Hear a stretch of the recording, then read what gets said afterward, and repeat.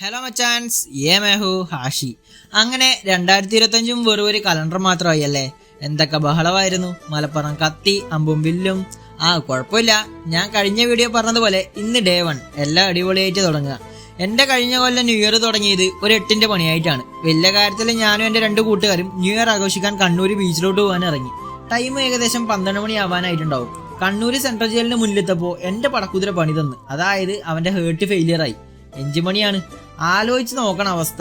എഞ്ചിനിലൊരു തുള്ളി ഓയിലില്ല. എല്ലാം എന്റെ തെറ്റ് തന്നെയാണ്. എന്നാലും ഈ നട്ടപ്പാതിരാത്രിയിൽ എവിടുന്ന് കിട്ടാനാണ് ഓയില്?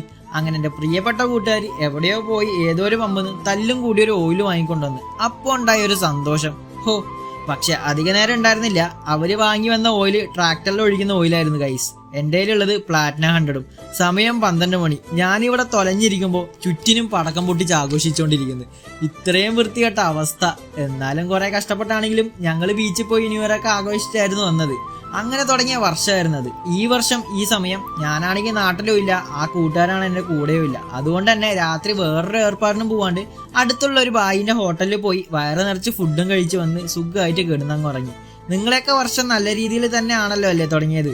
ഇനി ആർക്കെങ്കിലും എന്തെങ്കിലും പണിയോടെയാണ് തുടങ്ങിയതെങ്കിൽ തന്നെ ടെൻഷൻ അടിക്കണ്ട, എല്ലാം ശരിയാവും. ശരിയാവാതെ എവിടെ പോകാനാണ്.